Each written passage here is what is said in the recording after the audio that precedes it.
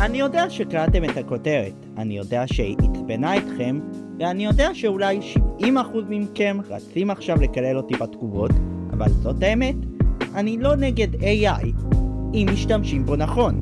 ברוכים הבאים לרקע חם.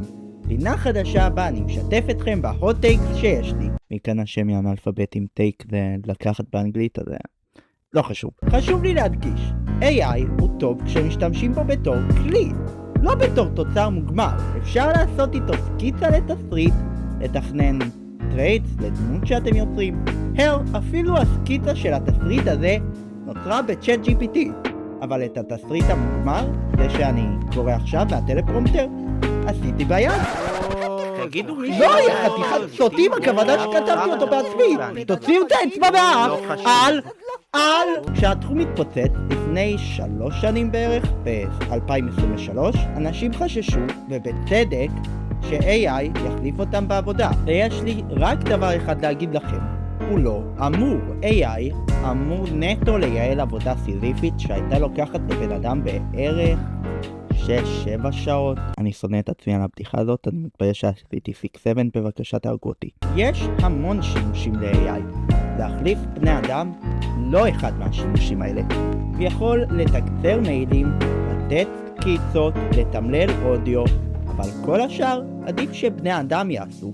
בכלל, אני חושב שכל מי שאומר שהוא יוצר AI, הוא שקרן. אתה יוצר ב-AI. 2 דברים שסותרים את עצמם.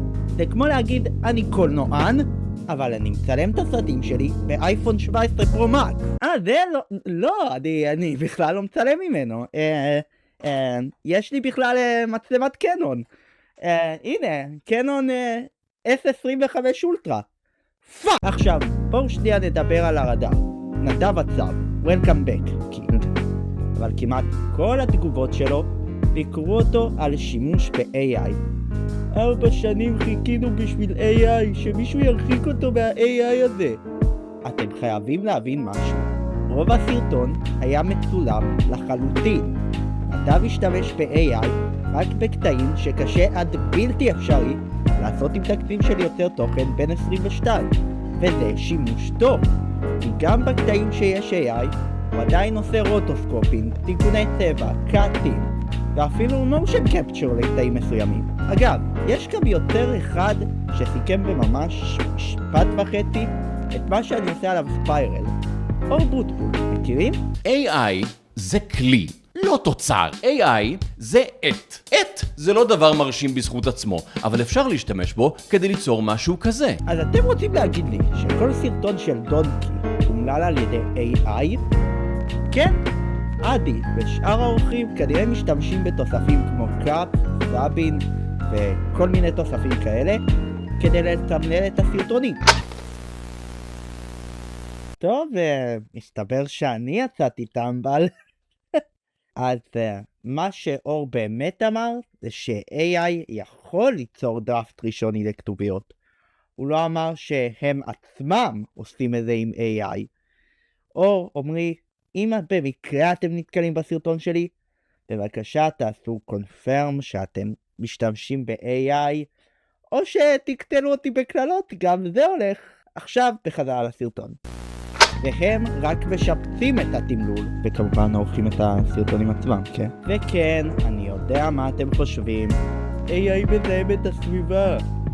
ובתכלס, אתם צודקים, אבל הוא הרבה יותר נקי מהזיהומים העיקריים. בואו נדבר מספרים שנייה. תעשיית ה-AI פולטת אולי 50 מיליון טון פחמן דו-חמצני בכל שנה. נשמע מפחיד? כן. נשמע הרבה? כן. הרבה יותר מכל זיהום אחר, אפילו לא קרוב. תעשיית הבשר והחלב פולטות בערך כ6 מיליארד טון. וזה אפילו לא מתקרב לתעשיית האנרגיה והדלקים, שפולטת 40 מיליארד טון פחמן דו-חמצני כל שנה.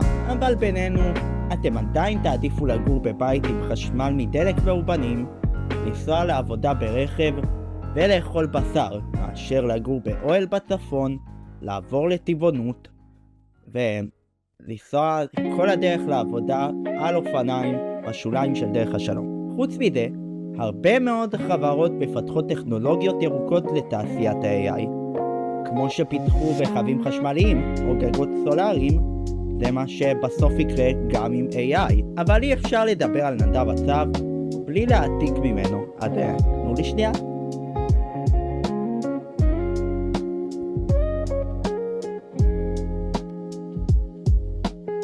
אבל מה שאני שונא זה שהחברות הגדולות התחילו להעדיף דאטה סנטרים על פני לקוחות פרטיים, ובגלל זה מחירי הזיכרונות, המעבדים וכרטיסי המסך המריאו לשמיים.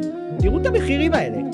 למה כדי לשדרג את הלפטופ שלי בעוד 16 ג'יגה של רם אני צריך למכור כליה? בקיצור, AI זה טוב במידה מסוימת, חברות טק מעדיפות אותו עלינו, וזה היה הפרק הראשון של לקחם. אני הייתי נאורי, אתם הייתם אתם. אם אהבתם, תעשו לייק, אם לא, הכל טוב, לא נעלבתי. אני אתן לאג'נט שלי להיעלב במקומי. אל תשכחו להירשם לערוץ וללחוץ על הפעמון, וכמובן, אנחנו נתראה בסרטון הבא. יאללה ביי! שמע, איך יכול להיות ששוב סטילה במטריה? יום שישי ואני בבית, סגור כמו מטריה בקיץ. מחשבות חודניות על שלגיה בטייץ, אז כפרה תעביר שנייה את הפייט. כך מנייס, קבל אותי מביא את הפאנץ' היא משאירה לי ביפה שאני ביט הקרנק. תשוב אני בא בביסט מוד, על ביט כמו בטיסטה, מטיסטם כמו טיסטה לאיסלנד.